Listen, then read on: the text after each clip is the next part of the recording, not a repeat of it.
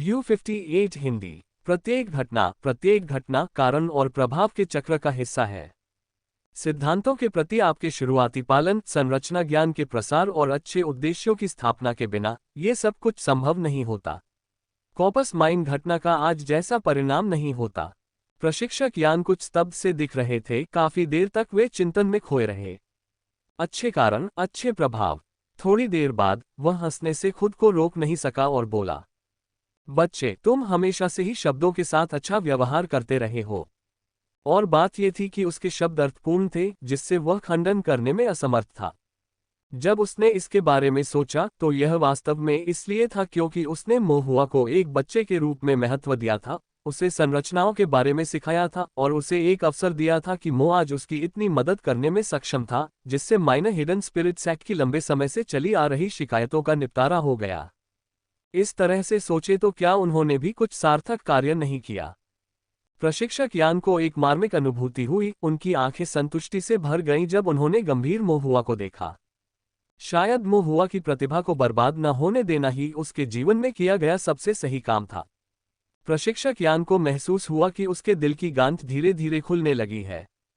उसकी भौहें तन गईं, लेकिन इसके बाद जो हुआ वह एक खोखली सी क्षति की भावना थी। लू चेंगयुन मर चुका था, प्रतिशोध का बदला ले लिया गया था और उसकी इच्छाएं पूरी हो गई थीं। अचानक उसे समझ नहीं आया कि अब क्या करे। बदला लेना उसका जुनून था, इतने वर्षों तक जीने की उसकी इच्छा के पीछे यही प्रेरक शक्ति थी, और जब इस महान प्रतिशोध का अंत हो गया तो वह अचानक खुद को अकेला महसूस करने लगा।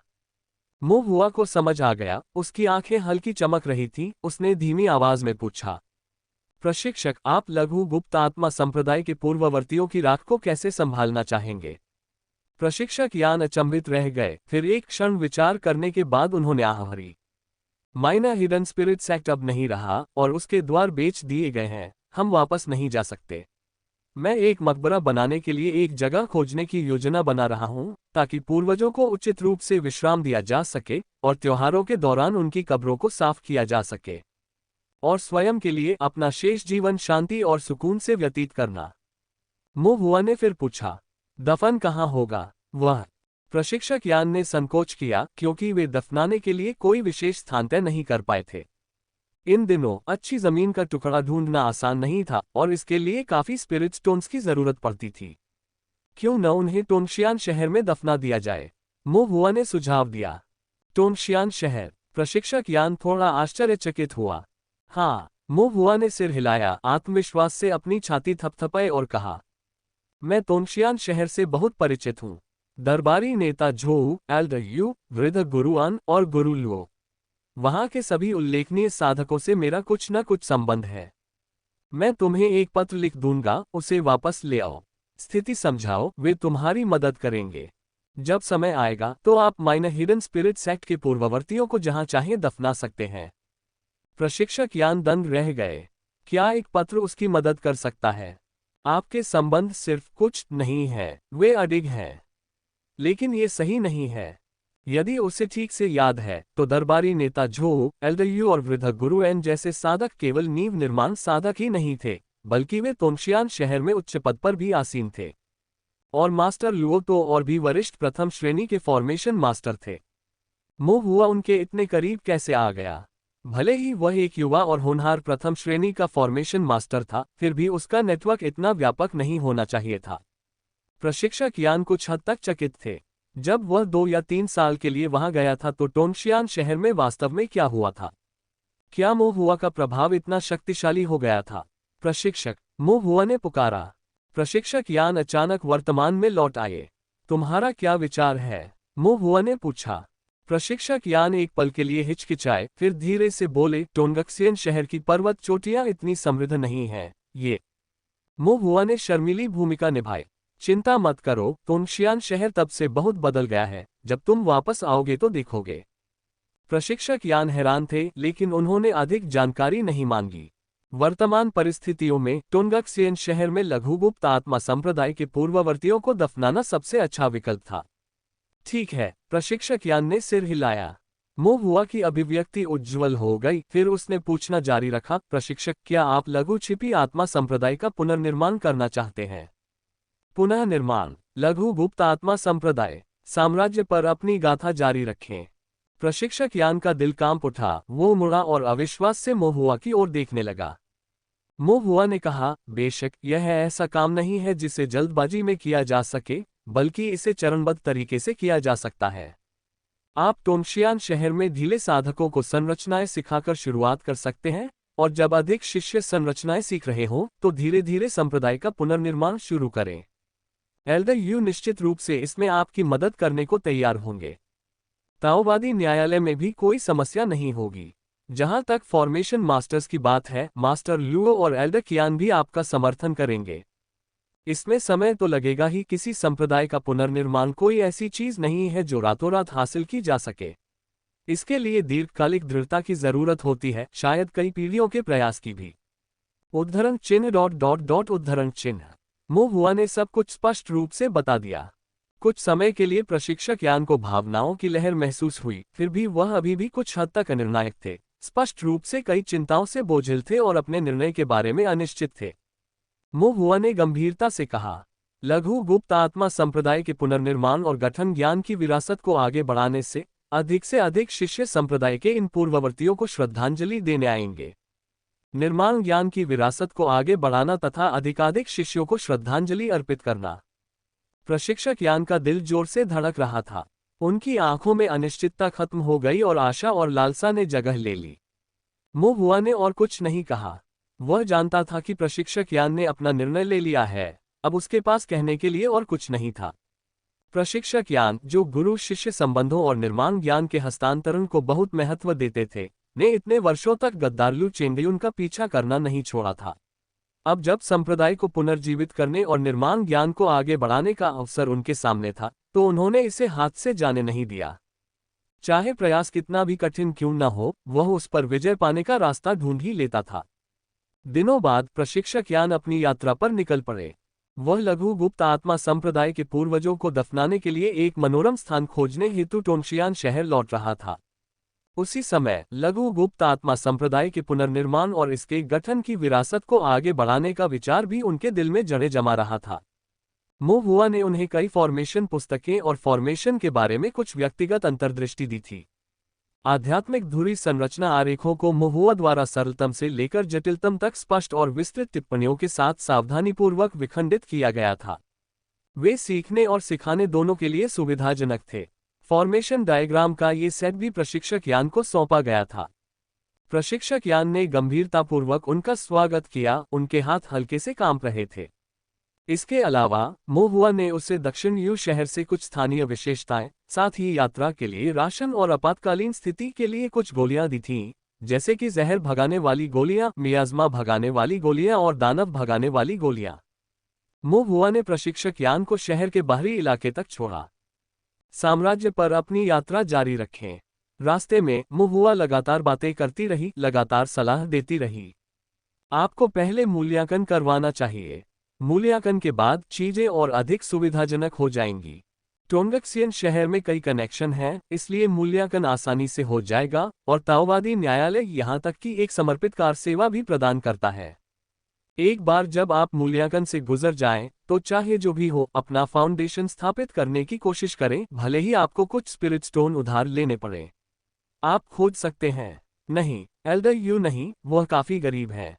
ओल्ड मास्टर अन को ढूंढें। अन परिवार बहुत अमीर है और उनके युवा गुरु का नाम भी अनजियाओफो है। मैं उन्हें अच्छी तरह जानता हूं। एक बार जब आप एक फाउंडेशन बिल्डिंग कल्टीवेटर बन जाते हैं और आपकी दिव्य भावना 12 पैटर्न तक पहुंच जाती है, तो आप आध्यात्मिक धुरी निर्माण सीखना शुरू कर सकते हैं। इसे थोड़ा थोड़ा करके सीखें, जल्दबाजी न करें, सबसे सरल से शुरू करें और चरण दर चरण आगे बढ़ें। ... प्रशिक्षक यान को समझ नहीं आ रहा था कि हंसे या रोए, फिर भी उन्हें एक गर्मजोशी भरा स्नेह महसूस हुआ। मोहुआ के शब्द उसके लिए बहुत लाभदायक थे। एक प्रशिक्षक के रूप में वह अब अपने ही शिष्य से फॉर्मेशन सीखने वाले थे। प्रशिक्षक यान चिंतन और संतुष्टि दोनों से भरे हुए थे। संरचनाओं पर चर्चा समाप्त करने के बाद मोहुआ ने अन्य मामलों पर बात करना शुरू किया। जब आप वापस आएं तो कृपया मेरे माता पिता को मेरा प्रणाम भेज दीजिएगा। उन्हें बताएं कि मैं पूरी तरह सुरक्षित हूं, अच्छा खा रहा हूं, अच्छा पी रहा हूं, अच्छी नींद ले रहा हूं, और मैं अच्छी तरह से पोषित, हृष्ट पुष्ट और गोरा हूं। मैंने फॉर्मेशन अच्छी तरह से सीख लिया है और मुझे किसी भी खतरे का सामना नहीं करना पड़ा है, इसलिए उन्हें चिंता करने की आवश्यकता नहीं है। और एल्डर यू, दादाजी Fang, master Chen, monster hunters के सभी चाचा और भाई, और दाहू, दाजू और बाकी, कृपया उन्हें मेरा भी अभिवादन भेजें।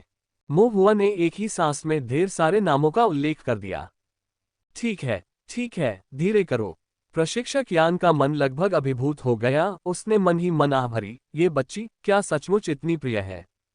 इससे पहले कि वे कुछ समझ पाते, दोनों शहर के द्वार पर पहुंच चुके थे। 1000 मील तक एक यात्री के साथ चलने के बाद मो हुआ को प्रशिक्षक यान को अलविदा कहना पड़ा। जब वास्तव में अलविदा कहने का समय आया तो उसके पास कहने के लिए शब्द नहीं थे और माहौल एक क्षण के लिए शांत हो गया। मो हुआ की निगाहें अनिच्छा से चमक उठी। प्रशिक्षक यान ने मो हुआ को गहराई से देखा, मानो उसकी छवि अपने दिल में अंकित करने की कोशिश कर रहा हो। एक क्षण बाद उसने मो हुआ के कंधे पर थपथपाया और उम्मीद से कहा, मेहनत से पढ़ाए। हम। मो हुआ ने सिर हिलाया। प्रशिक्षक यान ने तब अपना हाथ हिलाया और गर्मजोशी से कहा, ठीक है, अब वापस जाओ, मैं जा रहा हूं। उसने अपना बैग कंधे पर डाला और पहाड़ी रास्ते पर चल पड़ा। दक्षिण यू शहर से बाहर कभी कभी पीछे मुड़कर देखता कि मो हुआ अभी भी शहर के द्वार पर खड़ी है, फिर हाथ हिलाकर उसे वापस आने का संकेत देता। वह कुछ कदम चला, फिर पीछे मुड़कर देखा और हाथ हिलाया। जंगल विशाल और अंतहीन था। प्रशिक्षक यान का आकार छोटा होता गया और ऊबड़-खाबड़ पहाड़ों में गायब हो गया। मो हुआ ने गंभीरता से देखा, दूर पहाड़ों की ओर गहराई से झुकते हुए, जैसा उसने वर्षों पहले किया था जब वह टोंडज़यान शहर के तल पर प्रशिक्षक यान से अलग हुई थी। ... प्रशिक्षक यान ने मो हुआ को अलविदा कहा और दक्षिण यू शहर से निकलकर उत्तर पश्चिम की ओर पहाड़ी रास्ते पर अकेले चल पड़े। वे कई चोटियों से गुजरे और अंततः आपस में जुड़ी हुई कई खदानों के पास पहुंचे। खदानों में एक विशाल खनन शाफ्ट था।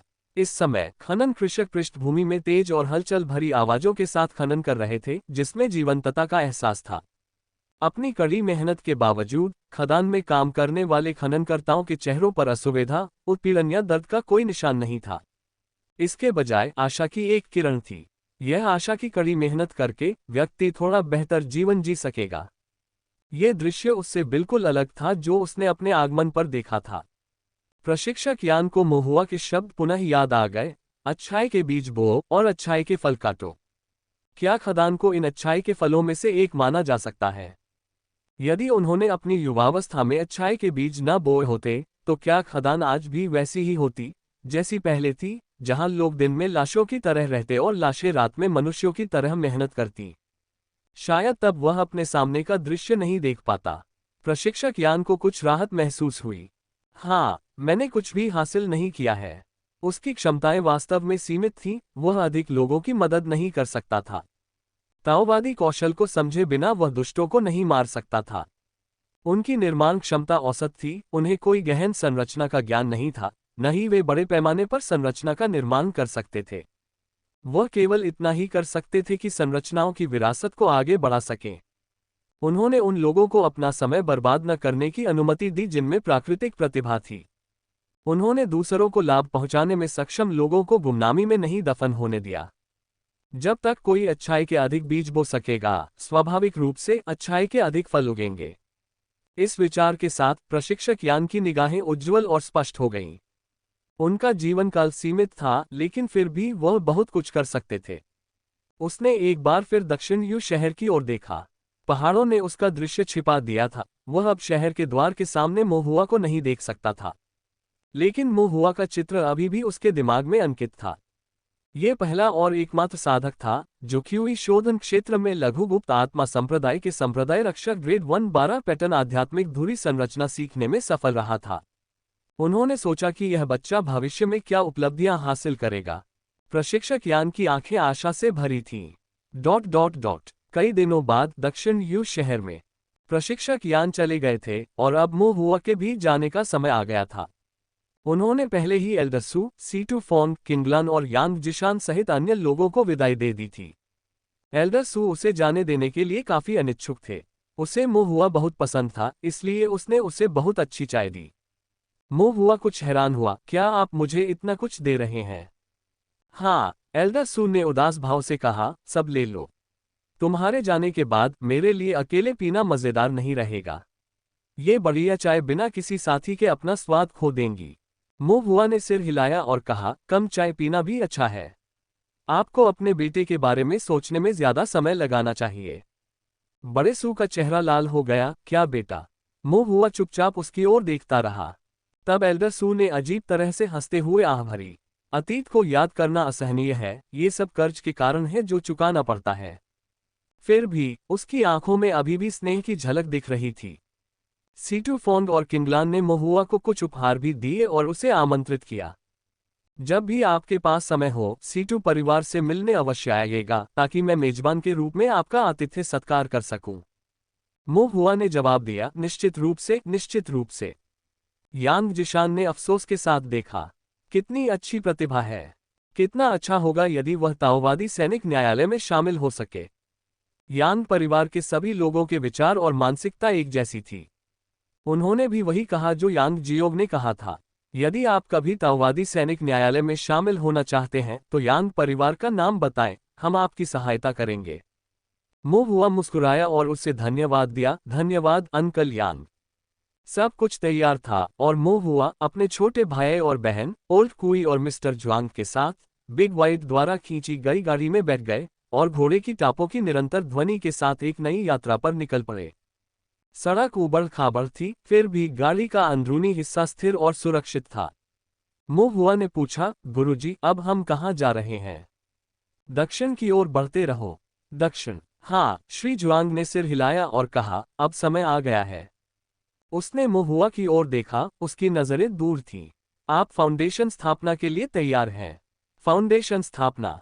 मोहुआ की आंखें चमक उठीं। उसने इस दिन का इंतजार किया था, इतने लंबे समय तक इंतजार किया था। फाउंडेशन स्थापना के करीब होने के विचार मात्र से ही मोहुआ अपनी आंखें सिकुड़कर मुस्कुराने लगा। उसके छोटे से चेहरे पर एक सरल और ईमानदार अभिव्यक्ति दिख रही थी, जैसे धूप में आराम कर रही एक लापरवाह बिल्ली। उसे देखते हुए बाई जिक्सी की निगाहें कोमल थीं और उसके होठों पर एक हल्की मुस्कान दिखाई दी। बाई जिशिंग ने फिर अपने होंठ मोड़े और कहा, कितना महत्वाकांक्षाहीन मात्र फाउंडेशन की स्थापना पर इतना उत्साहित होना। मेरे कनिष्ठ भाई के रूप में आपको अपनी दृष्टि और आगे रखनी चाहिए। कम से कम गोल्डन कोर या यहां तक कि फेदर ट्रांसफॉर्मेशन का लक्ष्य रखना चाहिए। मोहुआ को उससे कोई परेशानी नहीं थी। अब वह अच्छे मूड में था, इसलिए उसने अपने छोटे भाई से बहस न करने का निर्णय लिया। श्री जुआंग ने मोहुआ को गर्मजोशी से देखा, उनकी मुस्कान सौम्य थी। फिर उन्होंने धीरे से कहा, बहुत जल्दी उत्साहित मत होइए। आपका फाउंडेशन दूसरों की तरह नहीं है और यह संभवतः इतना आसान भी नहीं होगा।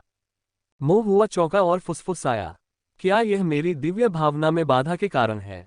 श्री जुआंग ने थोड़ा सिर हिलाया। मोहुआ ने भौहें चढ़ाईं और गहराई से सोचा। श्री जुआंग की पिछली व्याख्या के अनुसार उनकी साधना का मार्ग उनकी दिव्य भावना को क्यूई आधार मध्य चरण के लगभग 14 निर्माण पैटर्न तक आगे बढ़ाने से शुरू होना चाहिए।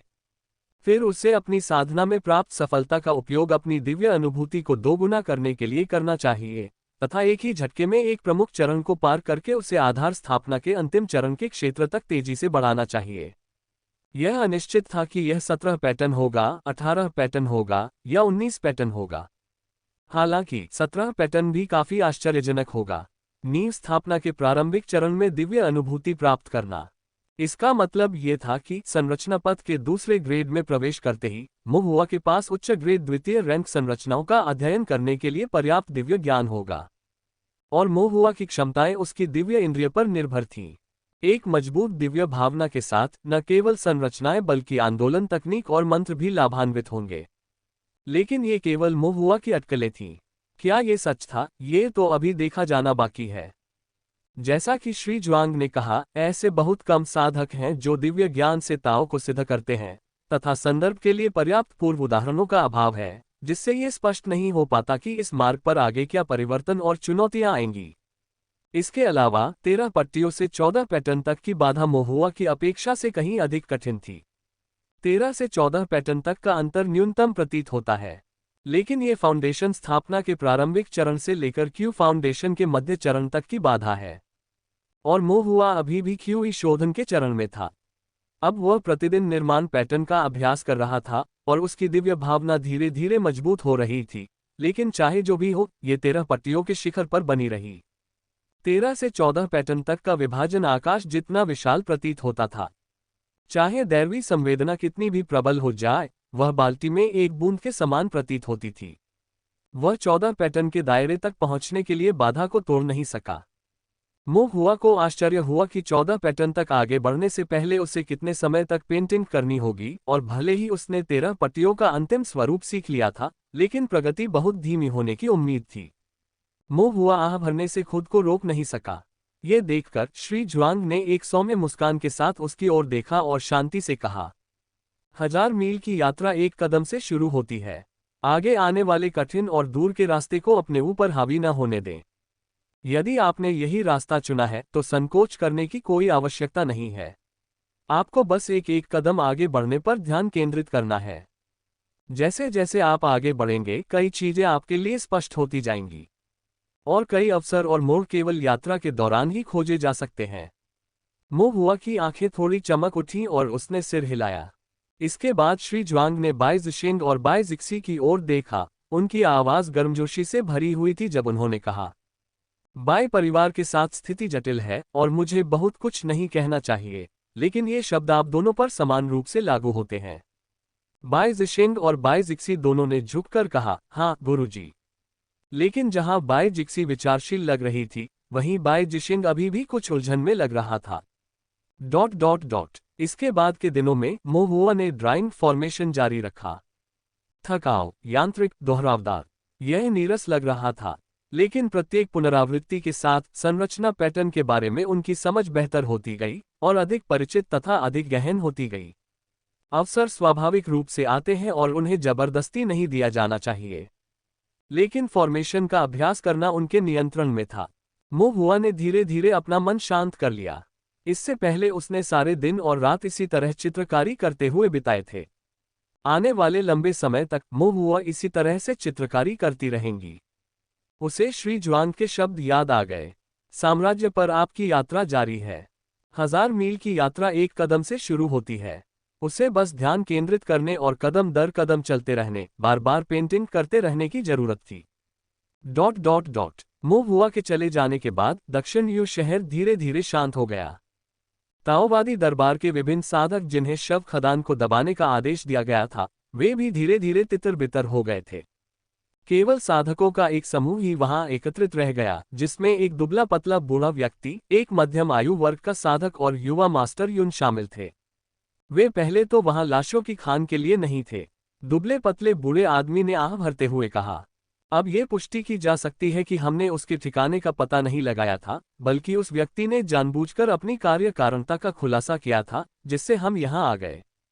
ये कहना कि उसने हमें फुसलाया, ऐसा है मानो उसने हमें बुलाया हो। एक साधक ने असंतुष्ट होकर कहा, क्या वह सोचता है कि हम आत्मा के पालतू जानवर हैं जिन्हें इच्छानुसार बुलाया जा सकता है? मैं सच कह रहा हूँ। क्या सच? मुझे लगता है कि यह बकवास है। मुख्य मुद्दा यह है कि उसने हमें बुलाया और यह एक बेकार प्रयास साबित हुआ। आप इसे व्यर्थ की खोज कैसे कह सकते हैं? लाशों का राजा, ताओवादी दानव, ये कितना बड़ा कारण था। यदि इसका समाधान न किया जाता तो इससे कितनी बड़ी विपत्ति आती। वास्तव में मैं इसे एक अच्छी बात मानता हूँ। ये कहना आपके लिए आसान है, लेकिन क्या आप सचमुच इस तरह से खेले जाने से संतुष्ट हैं? आप और क्या कर सकते हैं? आपकी योजना क्या है? ... हॉल में शोर के बीच सफेद बालों वाले आदरणीय बुजुर्ग ने सभी को शांत होने का संकेत दिया, फिर अपनी कर्कश आवाज में बोले, भले ही वह व्यक्ति हमें लाश की खान को दबाने और ताओवादी दानव के कारण उत्पन्न अराजकता को हल करने के लिए यहाँ लाया था, ताकि राज्य की सीमा के पार रहने वाले जीवों को होने वाली आपदा को रोका जा सके, जिससे स्वर्ग की इच्छा का पालन किया जा सके और पुण्य का अभ्यास किया जा सके। इस लड़ाई में सभी ने योगदान दिया। जहां तक उस व्यक्ति का प्रश्न है, भले ही वह श्रेष्ठ और अहंकारी प्रतीत होता हो तथा अन्य प्राणियों को नीची दृष्टि से देखता हो, फिर भी वह न्याय की भावना रखने वाला व्यक्ति प्रतीत होता है। भीड़ में से कुछ लोग इससे सहमत थे और कुछ लोग इसका उपहास कर रहे थे। ये युवा मास्टर युन थे जिन्होंने गंभीरतापूर्वक सहमति में सिर हिलाया। सफेद बालों वाले बुजुर्ग ने आगे कहा, अब असली सवाल यह है कि वह व्यक्ति आखिर कहाँ गया। सभी लोग एक दूसरे की ओर देखने लगे, उनकी भौहें गहरी सोच में डूबी हुई थीं। किसी ने पूछा, क्या दक्षिण यू शहर में उस व्यक्ति का कोई पता है? नहीं, कम से कम मुझे तो कुछ नहीं मिला। हमें भी कोई सुराग नहीं मिला है, एक भी निशान नहीं। ऐसा लगता है जैसे पूरे दक्षिण यू शहर में किसी भी साधक ने कभी उस व्यक्ति का चेहरा नहीं देखा है या उसका ठिकाना नहीं जानता है। तो क्या वह सचमुच यहाँ आया है या नहीं? ऐसा लगता है कि उन्होंने ऐसा नहीं किया है। अगर वह नहीं आया तो उसे लाश खदान के बारे में कैसे पता चला? आप ये तो नहीं सोचेंगे कि वह इन चीजों के बारे में सिर्फ यहाँ आकर अपनी आंखों से देखकर ही जान सकता है ना? आप उसे सचमुच कम आंक रहे हैं। कई किसानों ने चुपचाप सिर हिलाया। एक साधक ने कहा, मैं तो बस यही सोच रहा था कि क्या ये सब उस व्यक्ति की गणना के दायरे में हो सकता है। लाश राजा का उत्परिवर्तन, लाश खदान को दबाने की लड़ाई, लू चेंगयुन की योजना और वह जूनियर फॉर्मेशन मास्टर जिसने लाश राजा को आत्मसमर्पण करने पर मजबूर किया, क्या उसका हर कदम उस व्यक्ति की गणना के भीतर हो सकता है? अगर सचमुच ऐसा है तो ये भयावह है। यदि ऐसा है तो हो सकता है कि हम उस व्यक्ति को अपने पूरे जीवन में कभी न देख पाएं। संतुष्ट रहो, स्वर्ग शिव मंडप भी सैकड़ों वर्षों से उस व्यक्ति का कोई सुराग नहीं ढूंढ पाया है। अब जब हम यहाँ इकट्ठे हुए हैं और यह सब अनुभव कर रहे हैं, तो हम उसके सबसे करीब पहुंच चुके हैं। उसकी योजनाएं बहुत गहरी हैं। वास्तव में जिसकी बात करें तो वह जूनियर फॉर्मेशन मास्टर भी कोई साधारण व्यक्ति नहीं है। हाँ, इतना शक्तिशाली जूनियर फॉर्मेशन मास्टर, मुझे आश्चर्य है कि वह कहाँ से आता है। भीड़ आश्चर्यचकित हो गई। जूनियर फॉर्मेशन मास्टर की बात करें तो किसी ने भौहें चढ़ाकर सोचा, क्या तोंगशियान शहर में भी एक जूनियर फॉर्मेशन मास्टर नहीं है जिसने एक बड़ा फॉर्मेशन स्थापित किया और बड़े दानव फैंगशी को मार डाला? भीड़ कुछ देर के लिए शांत हो गई। किसी ने गंभीरता से कहा, क्या आप इस कहानी पर विश्वास करना पसंद करेंगे बजाय इसके कि मैं एक ताओवादी गुरु का पुनर्जन्म हूं? मेरे गधे का पुनर्जन्म करो, क्या तुम सोचते हो कि तुम इसके योग्य हो? तुम्हारी हिम्मत है मुझे श्राप देने की? तो जूनियर फॉर्मेशन मास्टर द्वारा एक बड़े फॉर्मेशन की स्थापना के बारे में आपके विचार में एक बड़ा फॉर्मेशन क्या है? वास्तव में एक बड़ा गठन कोई मामूली बात नहीं है। एक साधक ने भौहें चढ़ाई और कहा, लेकिन मैंने स्वर्ग शिव मंडप से एक बुजुर्ग को ये कहते सुना है कि टोंगशियान शहर में द्वितीय श्रेणी के ब्लैक माउंटेन राज्य के क्षेत्र में वास्तव में एक बड़ा दानव उभरा था और वास्तव में किसी ने एक बड़ी संरचना स्थापित की थी जिसने बड़े दानव को वश में कर लिया था। क्या ये स्पष्ट नहीं है? उस व्यक्ति का कारण और प्रभाव तोंगशियान शहर में सामने आया। तो ये सिर्फ एक जूनियर फॉर्मेशन मास्टर द्वारा बड़े दानव को मारने के लिए एक बड़ी फॉर्मेशन स्थापित करने की बात नहीं है, यह उस व्यक्ति का पर्दे के पीछे काम करना है। अचानक उसने बीच में ही बोलना बंद कर दिया। वहां उपस्थित सभी लोगों को भी यह एहसास हो गया कि कुछ तो गड़बड़ है।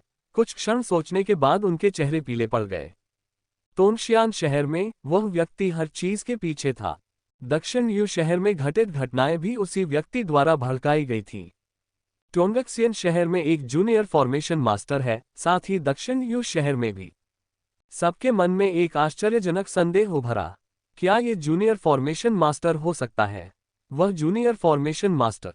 यदि ऐसा है तो इस जूनियर फॉर्मेशन मास्टर के पीछे जो व्यक्ति है, क्या वह वही व्यक्ति हो सकता है जिसकी उन्हें तलाश थी? उनका रिश्ता क्या है? एक मध्यम आयु वर्ग के किसान ने बड़ी मुश्किल से निगलते हुए संकोच से कहा, क्या ऐसा हो सकता है कि इस जूनियर फॉर्मेशन मास्टर का कोई शिक्षक हो? सबके दिल धड़क उठे। एक अध्यापक, क्या ये जूनियर फॉर्मेशन मास्टर उस व्यक्ति का शिष्य है? कोई सुराग नहीं, इसका क्या मतलब है? आपका क्या मतलब है कि कोई निशान नहीं? उस व्यक्ति का शिष्य निर्लजतापूर्वक उन सबके सामने प्रकट हुआ, शव राजा को दबाने में उनके साथ शामिल हुआ, शव आपदा को शांत किया और यहां तक कि उनके साथ बातचीत की और भोजन भी किया। जाने से पहले उन्होंने उसे विदाई भी दी। मौके पर मौजूद किसानों को इस वास्तविकता को स्वीकार करने में कठिनाई हुई। थोड़ी देर बाद किसी ने अंततः कहा, क्या ऐसा हो सकता है कि श्री जुआंग पूरे समय शहर में ही रहे हों? आपको उसे वह व्यक्ति कहना चाहिए, न कि मिस्टर जुआंग, अन्यथा वह जान जाएगा। उसे इस तरह बुलाने से उसे पता नहीं चलेगा। भीड़ चुप हो गई और फिर सबने आह भरी। रहने दो श्रीमान जुआंग। उनका उस व्यक्ति को पुकारना ऐसा ही है जैसे घंटियां चुराते समय अपने कान ढककर स्वयं को धोखा देना। क्या आपको याद है कि जब वह युवा सज्जन उस बड़े सफेद घोड़े द्वारा खींची गई गाड़ी में दक्षिण यू शहर से निकले थे तो क्या श्री जुआंग थे? क्या वह गाड़ी में थे? इन शब्दों को न कहना ही बेहतर था। एक बार यह बात कह देने पर सभी के हृदय कड़वाहट और गहरे पश्चाताप से भर गए। आपकी यात्रा साम्राज्य के साथ जारी है। जिस व्यक्ति को वे ढूंढ रहे थे वो उनकी आंखों के सामने ही था, जो उनके सामने से एक गाड़ी में बैठकर चला गया और उन्होंने बिना कुछ जाने उसे विदाई दे दी। एक किसान ने अविश्वास से कहा, असंभव, यह कोई संयोग नहीं हो सकता। फिर भी दुबले पतले बुजुर्ग ने अपना सिर हिलाया। क्यूई शोधन साधना के साथ प्रथम श्रेणी का परम स्वरूप तैयार करने में सक्षम श्री जुआंग के अलावा कोई भी ऐसा शिष्य नहीं सिखा सकता। युवा मास्टर युन की अभिव्यक्ति में भी भावना का स्पर्श था। इसके अलावा दुबले पतले बुजुर्ग ने आगे कहा, इस युवा सज्जन के 2 भाई बहन भी हैं जिनका उपनाम बाई है और जो उनके सहपाठी हैं। इन दोनों युवा साधकों में अद्भुत प्रतिभा है, फिर भी वे रहस्यमय हैं।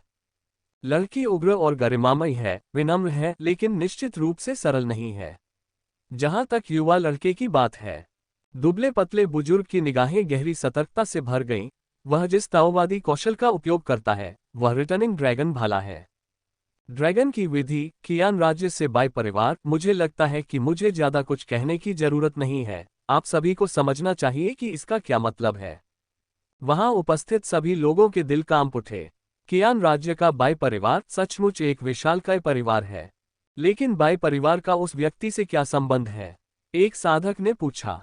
दुबले पतले बुजुर्ग ने आह भरी, वास्तव में बाई परिवार और मिस्टर जुआंग के बीच कुछ संबंध है, लेकिन बेहतर होगा कि हम इसके बारे में पूछताछ न करें। बाई परिवार ऐसी चीज नहीं है जिसे हम भड़का सकें। आप कह रहे हैं कि यह युवा सज्जन वास्तव में श्री जुआंग का शिष्य है? क्षीण वृद्ध को कुछ आश्चर्य हुआ और उसे विश्वास करने में कठिनाई हुई। उसने आह भरते हुए कहा, ऐसा ही होना चाहिए। एक क्षण के लिए माहौल और भी शांत हो गया। उनका मिशन श्री जुआंग को ढूंढना और किसी तरह उनके रहस्यों को उजागर करना था, लेकिन लाश खदान में जो कुछ उन्होंने अनुभव किया था उसके बाद वे इस युवा सज्जन के साथ दुश्मनी नहीं करना चाहते थे। अचानक किसी ने पूछा, इस युवा सज्जन की पृष्ठभूमि क्या है? वह कहां से आए हैं? क्या उनका कोई परिवार या संप्रदाय है? श्री जुआंग ने उन्हें शिष्य क्यों बनाया? अगर मुझे ठीक से याद है तो श्री जुआंग ने बहुत समय से कोई शिष्य नहीं लिया है ना? सबने भौहें चढ़ाईं। ये युवा सज्जन, किसी ने अभी बोलना शुरू ही किया था कि अचानक वे रुक गए।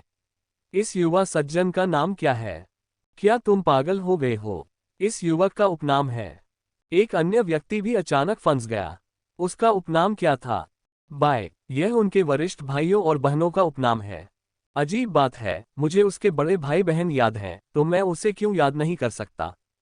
मुझे उसका नाम याद नहीं आ रहा है और उसका रूप भी मुझे स्पष्ट नहीं है। अचानक किसी ने आश्चर्य से पूछा, आखिर इस युवा सज्जन ने क्या किया? इस प्रश्न ने सभी को पूरी तरह से चकित कर दिया। उनकी चेतना के सागर में एक छवि उभरी। खून से सने आकाश के नीचे लाशों की भीड़ अराजक ढंग से नाच रही थी और लाश राजा ने इस युवा सज्जन का सामना किया।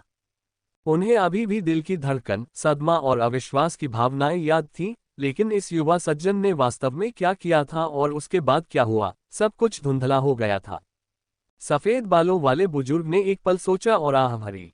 श्री जुआंग ने कारण और प्रभाव के ताने बाने में एक धुंध बुंदी है और हमारी दिव्य इंद्रियां इसे भेदने के लिए अपर्याप्त हैं। ये सुनकर सभी के चेहरे पर घबराहट छा गई। क्या ऐसी कोई विधि है? क्या इसका मतलब यह है कि हमारे पास कोई सुराग नहीं है? वरिष्ठ, क्या कोई रास्ता नहीं है? सफेद बालों वाले बुजुर्ग ने विचारमग्न होकर धीरे से कहा, स्वर्गीय गुप्त गणना संभव हो सकती है, एक ट्यूब के माध्यम से एक तेंदुए को देखने के लिए, एक स्थान को देखने के लिए। क्या आप संभवतः? सफेद बालों वाले बुजुर्ग ने असहाय दिखते हुए अपना सिर हिलाया। मैं बूढ़ा हो गया हूं, मेरी दिव्य बुद्धि क्षीण हो गई है, मैं गणना नहीं कर सकता। लोगों ने एक दूसरे को देखा। किसी ने क्षीण वृद्ध की ओर देखा। वरिष्ठ वेन, शायद आप गणना करने का प्रयास कर सकते हैं। क्षीण वृद्ध चौंका। मैं हिसाब लगाऊं? उस व्यक्ति ने सिर हिलाकर कहा, इस समय आप ही यहां गणना में सबसे कुशल हैं। लेकिन क्षीण वृद्ध परेशान लग रहा था। उस व्यक्ति ने आगे कहा, आपके पास सहायता के लिए 3 प्रतिभाओं वाले भविष्य कथन तांबे के सिक्के भी हैं। श्री जुआंग की गणना करना असंभव हो सकता है, लेकिन उनके युवा शिष्य की गणना करना कोई समस्या नहीं होनी चाहिए, है ना? अन्य लोगों ने भी कहा, वरिष्ठ वेन, हम आपके ऋणी रहेंगे। क्षीण वृद्ध ने मन ही मन विलाप किया। शिकायत करने वाले को सबसे पहले अपनी बात कहनी चाहिए। ये दुर्भाग्यपूर्ण कार्य उस पर कैसे आ पड़ा। क्षीण वृद्ध व्यक्ति ने मना करना चाहा, लेकिन वहां इतने सारे साधक मौजूद थे जो सभी सम्मानजनक स्थिति वाले थे, कुलीन कुलों या संप्रदायों से थे। उन्हें अपमानित करना छोटी मोटी दुश्मनी को आमंत्रित कर सकता था। ठीक है, मैं हिसाब लगा दूंगा। इसके अलावा वह स्वयं भी इस युवा सज्जन की उत्पत्ति जानना चाहते थे। कौन इतना चयनात्मक श्री जुआंग को शिष्य बनाने के लिए प्रभावित कर सकता था और श्री जुआंग को अपनी कार्यकारणता को छिपाने के लिए धुंध डालने के लिए मजबूर किया। क्षीण वृद्ध ने एक तांबे का सिक्का निकाला और अपनी दिव्य भावना को उंडेल दिया। दृढ़तापूर्वक मंत्रोच्चार करते हुए उसने सिक्के को तब तक उछाला जब तक कि वह रुक नहीं गया। क्षीण वृद्ध ने तांबे के सिक्के को अपने माथे पर रखा और उसे महसूस करने के लिए अपनी आंखें बंद कर ली। हालांकि उनकी दिव्य भावना के क्षेत्र में केवल कोहरा ही था। काफी समय बाद भी उसे कुछ पता नहीं चला। क्षीण वृद्ध ने अपनी आंखें खोली, आह भरी और असहाय होकर कहा, स्वर्गीय रहस्य वास्तव में धुंध में छिप गए हैं। मैं कुछ भी गणना नहीं कर सकता, ये श्री जुआंग का काम होना चाहिए। ये सुनकर सभी को निराशा हुई। ये युवा सज्जन शायद श्री जुआंग के लिए कोई सुराग छुपा रहा है और यह महत्वपूर्ण हो सकता है। लेकिन यदि गणना करना असंभव था तो कुछ भी नहीं किया जा सकता था। एक मध्यम आयु वर्ग के साधक ने भौहें चढ़ाईं, मैं श्री जुआंग की गणना न कर पाने की बात समझ सकता हूं, लेकिन उनके शिष्य को भी थोड़ा सा भी समझ पाना संभव क्यों नहीं हो सका। वरिष्ठ वेन, क्या आप एक अलग कोण से गणना करने का प्रयास कर सकते हैं? ठीक है, उसे नहीं बल्कि उसके माता पिता, दोस्तों और उसके करीबी लोगों को, या फिर उसके अतीत को, वह कहाँ रहता था, वह कहाँ गया था, इसका हिसाब लगाने की कोशिश करो। कोई भी निशान काम करेगा। क्षीण वृद्ध ने मन ही मन उन सबको कोसा। उसे अकेले ही यह सारा अप्रिय काम करने के लिए मजबूर किया जा रहा था। वह क्रोध से रहित नहीं था। क्षीण वृद्ध बोला, मेरी क्षमताएं सीमित हैं। यदि आप चाहते हैं कि मैं गणना जारी रखूं, तो मुझे आपकी स्वर्गीय परिसंचरण आध्यात्मिक कलाकृतियां उधार लेनी होंगी। इस अनुरोध पर कुछ लोग हिचकिचाने लगे। आध्यात्मिक कलाकृतियां जो परिसंचरण के सिद्धांतों को धारण करती थीं और गणना में सहायता कर सकती थीं, मूल्यवान थीं और ऐसी चीजें नहीं थीं जिन्हें कोई आसानी से दूसरों को उधार दे सकता था। उनके हाव भाव देखकर क्षीण वृद्ध ने मन ही मन उपहास किया। दूसरों से मदद मांगना आसान था, लेकिन वे कीमत चुकाने को तैयार नहीं थे। तभी सफेद बालों वाला बुजुर्ग बोला, मैं अपना ज़ेन ध्यान मैट भाई वेन को उधार देने को तैयार हूं। क्षीण वृद्ध व्यक्ति आश्चर्यचकित हुआ। फिर सफेद बालों वाले बुजुर्ग ने दूसरों को संबोधित करते हुए कहा, श्री जुआंग के रहस्य बहुत बड़े और महत्वपूर्ण हैं। निश्चित रूप से आप में से कोई भी एकमात्र वस्तु के साथ इतना कंजूस नहीं होगा और बड़ी तस्वीर की उपेक्षा करेगा। सभी लोग चुप हो गए और एक क्षण विचार करने के बाद अपना मन बना लिया और एक एक करके प्रस्ताव देने लगे। मेरे पास द्वितीय श्रेणी की स्वर्गीय गुप्त डिस्क है। मैं पौष्टिक आत्मा धूप की एक छड़ी का योगदान कर सकता हूँ। ये हेयरपिन एक सूखी लकड़ी का हेयरपिन है। यह मानसिक गणनाओं को तेज कर सकता है। ... जल्द ही आध्यात्मिक कलाकृतियों का एक संग्रह क्षीण वृद्ध के सामने जमा हो गया।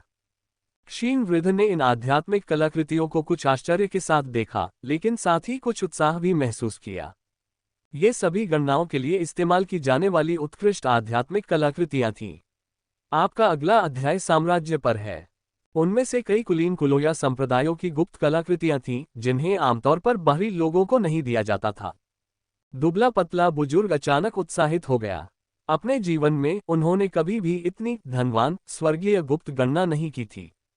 इन गणना उपकरणों की सहायता से वह सचमुच श्री जुआंग के खिलाफ थोड़ा सा मौका पा सकता है। श्री जुआंग द्वारा फैलाए गए कोहरे को दूर करने और छिपे हुए स्वर्गीय रहस्य की झलक पाने के लिए दुबले पतले बुजुर्ग का मनोबल बढ़ा। एक क्षण आराम करने और अपनी दिव्य इंद्रियों के पुनः जागृत होने की प्रतीक्षा करने के बाद उन्होंने गंभीरतापूर्वक पौष्टिक आत्मा धूप बत्ती जलाई, सूखी लकड़ी का हेयरपिन पहना, ज़ेन दर्शन चटाई पर बैठ गए और स्वर्गीय गुप्त डिस्क पर उन्होंने 3 प्रतिभाओं की भविष्यवाणी के तांबे के सिक्के सजाए। इतने सारे आध्यात्मिक कलाकृतियों के समर्थन के साथ उनकी दिव्य संवेदना असाधारण रूप से पूर्ण थी। उनकी विचारधारा असाधारण रूप से स्पष्ट थी। उनकी आंखें मानो चमक रही थीं। ऐसा प्रतीत हो रहा था जैसे कि वे अतीत में झांक रही हों और भविष्य का अनुमान लगा रही हों। दुबला पतला बुजुर्ग सीधा बैठ गया और गणना शुरू कर दी। पूरी तरह सुसज्जित होने के बावजूद उन्होंने कोई जोखिम नहीं उठाया। वह लालची नहीं था, एक बार में बहुत अधिक गणना करने की कोशिश नहीं कर रहा था, केवल एक बार में थोड़ा सा। वह धुंध में लिपटे उस जूनियर फॉर्मेशन मास्टर के अतीत को देखना चाहता था, कुछ क्षणिक अनुभवों को देखना, कुछ सुराग ढूंढना और कारणों और परिणामों को देखना चाहता था। भले ही श्री जुआंग द्वारा फैलाया गया कोहरा गहरा था, फिर भी इसमें कुछ अंधे धब्बे नहीं होंगे। दुबला पतला बुजुर्ग धैर्यपूर्वक बैठा रहा और सावधानीपूर्वक गणना करता रहा। एक अज्ञात अवधि के बाद अंततः वह भ्रम और अज्ञात के समुद्र के भीतर से धुंध की एक परत को भेदने में सफल हुआ। दुबला पतला बुजुर्ग बहुत खुश हुआ और जैसे ही वह देखने वाला था, उसके दिल में अचानक एक तीव्र धड़कन हुई, एक चेतावनी उभरी। मानो कोहरे के नीचे कुछ अत्यंत भयावह चीज छिपी हो। उसे छूने मात्र से ही उसका दिल डर से धड़कने लगा, वह ठंडे पसीने से भीग गया। कोहरे के भीतर भी एक धागा था जो रक्त जैसा भयंकर ठंडा आभा लिए हुए था। यह आभा यद्यपि अस्पष्ट थी, परंतु इसमें मृत्यु की रोंगटे खड़े कर देने वाली उपस्थिति थी, जैसे उसके सिर पर ठंडे पानी की एक बाल्टी डाल दी गई हो। दुबले पतले बुजुर्ग को अचानक एहसास हुआ, मैं क्या कर रहा हूँ? मुझे श्री जुआंग द्वारा बिछाए गए कोहरे में झांकने का साहस किसने दिया? क्या मैं योग्य हूँ? मेरी योग्यता क्या है? और श्री जुआंग किस स्तर पर है? एम्पायर में अपना रोमांच खोजें। दुबले पतले बुजुर्ग के हाथ कांपने लगे और उनका दिल कांप उठा। वाह, ये तो बहुत करीब था। मैंने इन आध्यात्मिक कलाकृतियों को लगभग धोखा दे दिया। अति आत्मविश्वासी हो गया, अपने आप को अधिक महत्व देने लगा और अपनी जगह को भूल गया। एक व्यक्ति के रूप में तथा गणना में भी अपना स्थान अवश्य जानना चाहिए। अपनी क्षमतानुसार कारण और प्रभाव की गणना करना। यदि आप इसकी गणना नहीं कर सकते तो इसका सीधा अर्थ है कि आपकी क्षमताएं अभी पर्याप्त नहीं हैं। यदि आप पर्याप्त रूप से कुशल नहीं हैं और जबरदस्ती गणना करते हैं, तो आपको अपनी क्षमता से परे कारणों और परिणामों से प्रतिशोध का सामना करना पड़ेगा, और इसमें आश्चर्य की बात नहीं होगी यदि मृत्यु या विनाश भी हो जाए। दुबले पतले बुजुर्ग ने गहरी सांस ली। हालांकि उसका दिल अभी भी जोरों से धड़क रहा था, ऐसा लग रहा था कि वह अभी भी चेतावनी के सदमे से उबर नहीं पाया है। दुबले पतले बुजुर्ग को अतीत की यादों से डर और राहत का एहसास हो रहा था, मानो वह किसी विपत्ति से बाल बाल बच गए हों। शुक्र है कि वह अपनी सीमाओं को जानता था, समझता था कि वह कितना अनुभवहीन है, अन्यथा वह लगभग एक आपदा ला देता। दुबले पतले बुजुर्ग के चेहरे पर ज्ञान का भाव देखकर अन्य साधक पास आए और पूछा, वरिष्ठ वेन कैसा रहा? क्या आपने यह अंदाजा लगाया? मैंने तुम्हारी माँ के बड़े भूत के सिर का पता लगा लिया है। दुबले पतले बुजुर्ग ने मन ही मन कोसा, कुछ भी समझ नहीं आया। इस प्रक्रिया में मैंने लगभग अपनी जान गंवा दी थी। लेकिन वह ये बात सीधे तौर पर नहीं कह सकते थे, क्योंकि इससे न केवल सभी को ठेस पहुंचेगी, बल्कि उनकी भी बदनामी होगी। तो दुबले पतले बुजुर्ग ने आह भरते हुए कहा, वास्तव में श्री जुआंग एक विलक्षण प्रतिभा के धनी है। उनके तरीके मेरी समझ से परे हैं। भीड़ ने निराशा से आह भरी। सीसा फिर से ठंडा पड़ गया था। कुछ लोगों ने सवाल किया, सीनियर वेन, आपकी सहायता के लिए इतने सारे गणना यंत्र मौजूद होने के बावजूद यह असंभव है कि आप इसका पता न लगा सकें। आप इस रहस्य को अपने तक ही सीमित रखने की कोशिश तो नहीं कर रहे हैं? दुबले पतले बुजुर्ग ने उसकी ओर ठंडेपन से देखा, मैं तुम्हें सारे गणना उपकरण दे दूं और तुम कोशिश करो। वह आदमी शांत हो गया और अपना मुंह बंद कर लिया। ये तो केवल बातें थीं, यदि उसे वास्तव में परीक्षा में डाल दिया जाता तो वह कुछ भी करना नहीं जानता। दुबले पतले बुजुर्ग ने कृतज्ञता व्यक्त करते हुए गणना करने वाले उपकरण लौटा दिए। मैं अपनी क्षमताओं में अपर्याप्त हूं और मैंने सभी की दयालुता को निराश किया है। एक सफेद बालों वाले बुजुर्ग ने इस कार्य की कठिनाई और खतरे को समझा और समझदारी दिखाते हुए कहा, भाई वेन ने कड़ी मेहनत की है। आसपास के अन्य किसानों ने भी दया दिखाए और कहा, हम सीनियर वेन के प्रयास के लिए आभारी हैं। वरिष्ठ वेन, आपने कड़ी मेहनत की है। ... वे भी बस अपना भाग्य आजमा रहे थे। यदि वे इसका पता नहीं लगा सके तो यह अपेक्षित था, क्योंकि इस दुनिया में श्री जुआंग की तुलना में स्वर्गीय गुप्त गणना में अधिक कुशल कुछ ही साधक थे। इस मामले पर दीर्घकालिक विचार की आवश्यकता होगी। सभी लोग आराम करने चले गए। दुबले पतले बुजुर्ग ने अपने 3 प्रतिभा वाले भविष्य कथन वाले तांबे के सिक्के भी रख दिए। लेकिन जैसे ही उसने सिक्के उठाए, उसने पाया कि एक तांबे के सिक्के के किनारे पर अब एक छोटी सी दरार आ गई थी। दुबला पतला बुजुर्ग चौंका, फिर चुपचाप सोचने लगा। अचानक वह अत्यधिक भय से घिर गया। अब उसे एहसास हुआ कि उसे अपनी सीमाओं का बोध नहीं था। ये तांबे का सिक्का ही था जिसने एक महत्वपूर्ण क्षण में एक घातक खतरे को रोककर उसकी जान बचाई थी। इसीलिए ये चेतावनी दी गई। इसीलिए उसने पीछे हटने का सोचा, इस तरह वह विपत्ति से बच गया। ये सचमुच एक करीबी मुकाबला था। दुबले पतले बुजुर्ग को अपने अंगों में कमजोरी महसूस हुई। वह कुर्सी पर गिर पड़ा। उसका दिल, जो अभी अभी शांत हुआ था, फिर से भय से धड़कने लगा और उसकी पीठ ठंडे पसीने से भीग गई। उसकी आंखों में भय छाया हुआ था। कोहरे के नीचे वास्तव में क्या छिपा है? इस जूनियर सज्जन का भाग्य कितना भयावह था। उसने केवल एक कोना देखने की कोशिश की थी, नहीं, वह एक नजर भी नहीं डाल पाया था और लगभग नष्ट हो गया था। उसके जीवन की नियति में वास्तव में क्या निहित है, नहीं खोजा जा सकता, उसे मत खोजो। क्षीण वृद्ध को याद आया कि उसके स्वामी ने वर्षों पहले उससे क्या कहा था, साम्राज्य पर रोमांच खोजें, अप्राप्य। उसने फिर से मिस्टर जुआंग के बारे में सोचा, कोहरे की उस परत के बारे में सोचा। श्री जुआंग द्वारा फैलाया गया रहस्य शायद सिर्फ रहस्य बनाए रखने के लिए नहीं था, बल्कि उन सभी लोगों की रक्षा के लिए भी था जो युवा सज्जन के कारण और प्रभाव की तलाश में थे। क्योंकि उस कारण और प्रभाव के भीतर बहुत बड़ा खतरा छिपा हुआ है। लेकिन चाहे वह समझने के लिए कितना भी संघर्ष क्यों न कर रहा हो, वह ये नहीं समझ पा रहा था कि इतना युवा जूनियर फॉर्मेशन मास्टर इतने गंभीर और क्रूर कर्म से क्यों कलंकित होगा। आखिर क्या हुआ था? क्षीण वृद्ध ने गहरी उलझन भरी सोच में डूबकर अपनी भौहें सिकोड़ लीं। बस बहुत हो गया, अज्ञान ही आनंद है। ऐसी खतरनाक बातें जानना अच्छी बात नहीं है। क्षीण वृद्ध ने अपने हृदय में भय के साथ आह भरी। मुंह हुआ से संबंधित सभी बातें उसके दिमाग में अस्पष्ट होती जा रही थीं। उसे केवल इतना याद था कि रक्त लाल आकाश के नीचे और शवज्वार के बीच दूरी पर एक छोटी अविचल आकृति धुंधली सी खड़ी थी। युवा मास्टर यून को भी स्पष्ट रूप से याद नहीं था। उसे आध्यात्मिक धुरी निर्माण की याद आया कि उसने एक जूनियर निर्माण मास्टर से मित्रता कर ली थी। लेकिन यह व्यक्ति कौन था, उसे केवल धुंधली सी याद थी, और चाहे उसने कितनी भी कोशिश की, वह याद नहीं कर सका। उसकी स्मृति में केवल एक स्पष्ट मुस्कुराता हुआ चेहरा रह गया। ... दूसरी ओर ताओवादी सैनिकों का नेता यांग जिशान ताओवादी न्यायालय को एक रिपोर्ट लिख रहा था। वह मुंह हुआ की सेवा के लिए उसकी सराहना करना चाहते थे। लाश खदान की लड़ाई में लाश ज्वार को दबाने, लाश राजा को वश में करने, लू चेंगयुन को मारने, मरे हुए खतरे को कम करने और दक्षिण यू शहर के साधकों और नागरिकों के जीवन को बेहतर बनाने में इस युवा सज्जन मुंह हुआ ने बहुत योगदान दिया। लेकिन जैसे ही उन्होंने लिखा, अचानक सब कुछ फिर से धुंधला हो गया। यांग जिशान ने दो पात्रों मुंह हुआ को लिखने की कोशिश की, लेकिन जैसे ही उन्होंने शुरू किया, वह ठिठक गए। मुंह हुआ नाम कोहरे के कारण अस्पष्ट हो गया था। वह उस युवक का परिवार या नाम याद नहीं कर सका। क्या चल रहा है? यांग जिशान को गहरा सदमा लगा। मैं उसका नाम कैसे भूल सकता था? जल्द ही उन्हें एहसास हुआ कि यह सिर्फ नाम ही नहीं था, बल्कि उस युवा सज्जन का चेहरा और आवाज भी अस्पष्ट और अवास्तविक होती जा रही थी। लाश खदान के मामले भी असंतत और अधूरे थे। लाश खदान के अंदर, कब्रों के ऊपर, वास्तव में क्या हुआ था? यांग जिशान ने भौहें चढ़ाईं।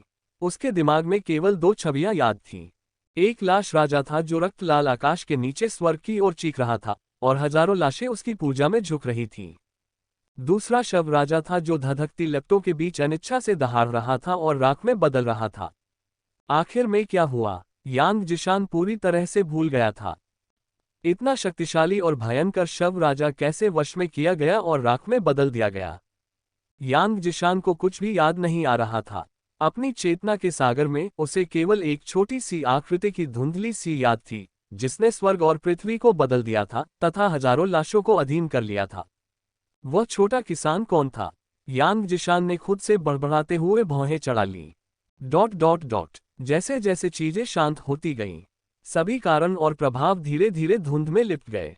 दक्षिण यू शहर के साधकों के विभिन्न गुट भी धीरे धीरे तितर बितर हो गए। लेकिन आधे महीने बाद बिन बुलाए मेहमानों का एक और समूह आ पहुंचा। वे चार अजीब दिखने वाले किसान थे। एक युवा पुरुष, अत्यंत सुंदर, किंतु उसका रंग पीला था, मानो उसने मृत्यु का सुंदर ढंग से गढ़ा हुआ दोषरहित मुखौटा पहन रखा हो। एक बूढ़ा आदमी तलवार का बक्सा लिए हुए, भावशून्य, केवल उसकी आंखों का सफेद भाग दिखाई दे रहा था। एक विशालकाय आदमी, हट्टा कट्टा, तीखी उंगलियों और लाल आंखों वाला। और एक बूढ़ी बुढ़िया, पुरानी और बड़बड़ाती हुई। वे एक उजाड़ पहाड़ी की चोटी पर खड़े होकर दूर से दक्षिण यू शहर और आसपास की खदानों को देख रहे थे। तलवार बॉक्स एल्डर ने कर्कश आवाज में कहा, यह बहुत अच्छा इशारा है, कितने दुख की बात है। पीले रंग के युवक ने व्यंग्य किया, यह एक प्रथम श्रेणी के ताओवादी दानव को पालने के अलावा और कुछ नहीं है, और वह भी सफलतापूर्वक नहीं। 6 भारतीय महिलाएं जो सुंदरता और दिमाग के लिए जानी जाती हैं। क्या आप वजन कम करना चाहते हैं? तो इन 7 व्यायामों को रोज करें। नुकीले दांतों वाले उस विशालकाय व्यक्ति ने एक क्रूर मुस्कान बिखेरी, उसका चेहरा एक खूंखार भेड़िए जैसा लग रहा था। तुम्हारे पिता हमेशा से ऐसा करना चाहते थे, फिर भी उन्होंने अपने आधे जीवन में एक भी भेड़िए को नहीं पाला है। पीले रंग के युवक ने अहंकार से कहा, या तो तीसरी या चौथी श्रेणी से ऊपर की कोई चीज उठाओ, एक वास्तविक बड़ा दानव, बड़ा मरे हुए या बड़ा पाप। पहली या दूसरी श्रेणी के ताओवादी राक्षसों को उठाना अर्थहीन है। तलवार बॉक्स एल्डर की कर्कश और उदासीन आवाज धीरे धीरे बहती रेत की तरह लग रही थी। ऐसे शब्दों से आप सचमुच यह नहीं समझ पा रहे हैं कि ताओवादी दानव क्या है। ताओवादी दानव एक विसंगति है जिसे ग्रेड से नहीं मापा जा सकता। पीला पड़ा युवक स्पष्ट रूप से उपेक्षापूर्ण ढंग से उपहास कर रहा था। दांतेदार बड़े आदमी ने एक बार फिर चारों ओर देखा, हवा में बदबू को सूंघा और भावुक होकर कहा, बहुत बुरा हुआ कि हम देर से आए, अन्यथा हम दावत का आनंद ले सकते थे। उसने अपनी जीभ बाहर निकाली और अपने होठों को चाटा, जिन पर बेचैनी से कांटे थे। तलवार बॉक्स एल्डर ने सिर हिलाया, हाँ, यह अफसोस की बात है, अगर इस ताओवादी दानव की जल्दी मृत्यु नहीं हुई होती तो पूरे राज्य की सीमा दानव पथ के लिए प्रजनन स्थल बन सकती थी। ये किसका काम था? दांतेदार बड़े आदमी ने पूछा। और कौन हो सकता है? तलवार बॉक्स एल्डर ने जवाब दिया। दांतेदार बड़े आदमी की आंखों में सावधानी की झलक दिखाई दी। स्पष्टतः वे भी उस ताओवादी का नाम लेने से हिचकिचा रहे थे। पीला युवक व्यंग्यात्मक ढंग से हंसा, मुझे आश्चर्य है कि वह कौन था जिसने गुई ताओ के लोगों का सौभाग्य खराब कर दिया। उसके रक्तहीन चेहरे पर तिरस्कार झलक रहा था। तलवार बॉक्स एल्डर ने सख्ती से कहा, तुम्हें थोड़ा सम्मान दिखाना चाहिए। यह मत सोचो कि तुम्हारे पिता तुम्हारे पीछे हैं, इसलिए कोई ताओवादी तुम्हें छूने की हिम्मत नहीं करेगा। पीले युवक की निगाहें तेज हो गईं, मेरे पिता की साधना उनसे कहीं अधिक ऊंची है। तलवार बॉक्स एल्डर ने अपना सिर हिलाया, आप अभी भी नहीं समझे कि ताओवादी शीर्षक का क्या अर्थ है। पीला पड़ा युवक कुछ हद तक आश्वस्त नहीं था। तलवार बॉक्स एल्डर की आंखें, जो केवल सफेदी से भरी थीं, युवक को ठंडी निगाहों से देख रही थी, उनकी आवाज ठंडी थी। यदि वह ताओवादी तुम्हें मरना चाहता तो तुम्हारे पिता भी तुम्हें नहीं बचा सकते थे। तुम जीवित रहो या मरो, ये तो कोई बात नहीं, लेकिन हमें भी अपने साथ मत घसीटना। अगर तुम ऐसा करोगे तो हम भी तुम्हें नहीं छोड़ेंगे। पीला पड़ा युवक क्रोधित था, लेकिन उसने कोई प्रतिक्रिया नहीं दी। उसके दांतों ने उसके होठों को काट लिया, लेकिन ऐसा लग रहा था जैसे उन्होंने केवल त्वचा की एक परत को छेद दिया हो, और खून की एक भी बूंद बाहर नहीं निकली। वहां उपस्थित अन्य 3 लोगों ने उसकी बात पर कोई ध्यान नहीं दिया। भेड़िए जैसे दांतों वाला वह आदमी किसी जंगली जानवर की तरह एक बार फिर पहाड़ों की हवा सूंघ रहा था। बोलते हुए उसकी निगाहें थोड़ी झुक रही थीं। कई लाशें, कई साधक, ताओवादी राक्षसों की गंध भारी है। ये पूरा होने के कगार पर था, लेकिन फिर एक अप्रत्याशित मोड़ आया। ये वही व्यक्ति रहा होगा जिसने ये कृत्य किया होगा, है ना? तलवार बॉक्स एल्डर ने सिर हिलाया, उसके अलावा कोई भी ताओवादी की योजना को बिगाड़ नहीं सकता था। भेड़िए जैसे दांतों वाला आदमी भौंचक्का हो गया। वह व्यक्ति वास्तव में क्या छिपा रहा है? ताओवादी दरबार, स्वर्ग, शिव मंडप, सभी कुलीन कुल, संप्रदाय और यहाँ तक कि हम दुष्ट संप्रदायों और बिखरे हुए साधकों, दानवद्वार, ताओवादी, हर कोई उसे ढूंढ रहा है। तलवार बॉक्स एल्डर की मुस्कुराहट में उपहास का भाव था। अब जब तुम्हें पता चल गया है, तो आगे क्या? भेड़िए जैसे दांतों वाला वह आदमी अचंभित रह गया। तलवार बॉक्स एल्डर ने कहा, गोल्डन कोर के बिना, पंथ परिवर्तन के बिना, भले ही आपको यह अवसर दिया जाए, आप इसके साथ क्या कर सकते हैं? क्या आप ताओवादी न्यायालय के दमन या दानव संप्रदाय के उत्पीड़न का सामना कर सकते हैं? यदि आप मोहरे हैं तो वही करें जो मोहरे को करना चाहिए। हमारे खेती के स्तर को देखते हुए हम इस बात पर विचार करने से बहुत दूर हैं कि काले या सफेद मोहरों पर नियंत्रण करना है या नहीं। तलवार बॉक्स एल्डर के शब्द कटु थे। भेड़िए जैसे दांतों वाला आदमी नाराज नहीं हुआ, इसके बजाय उसने अपनी रक्त लाल जीभ निकाली, अपने ऊपरी होंठ को चाटा और उपहास किया। मैं राक्षसी कलाओं का अभ्यास करता हूँ, यदि मैं मांस देखता हूं तो उसे 2 बार काटने की इच्छा होना स्वाभाविक है ना? तलवार बॉक्स एल्डर दूर देख रहा था, उसकी आवाज इशारा कर रही थी। अमरता का मांस एक बार खा लेने पर तुम्हारा जीवन चला जाता है। अमरता का मांस। भेड़िए जैसे दांतों वाले आदमी की आंखों में चमक आ गई। पीले चेहरे वाले युवक के चेहरे पर भी असामान्य लालिमा दिख रही थी। उस समय तीनों के मन में अपने अपने कुटिल विचार आ रहे थे। बूढ़ी बुढ़िया, जो अब तक चुप थी, अचानक अपनी आंखें चौड़ी करके उन्मत्त दृष्टि से चिल्लाए, मेरे बच्चे, मेरे बच्चे, साम्राज्य पर अपनी यात्रा जारी रखें। भेड़िए जैसे दांतों वाले आदमी ने भौहें चढ़ाकर पूछा, अब वह क्या पागलपन बोल रही है? बूढ़ी बुढ़िया बाकी सब कुछ अनदेखा करते हुए अजीब तरह से हंसी। मैंने इसे पा लिया है। मेरा अपना खून, मेरा बच्चा मरा नहीं है। एक झटके के साथ वह तेजी से दक्षिण की ओर एक पर्वत शिखर की ओर बढ़ी। तलवार बॉक्स एल्डर सहित 3 लोगों के समूह के पास उसका अनुसरण करने के अलावा कोई विकल्प नहीं था। अंततः चारों एक छोटी पहाड़ी के ऊपर रुक गए। ये पहाड़ी एकांत और वीरान होने के बावजूद शांत थी और जैसे जैसे सूर्यास्त होता गया, यह क्षेत्र गोधूली की चमक में नहा गया।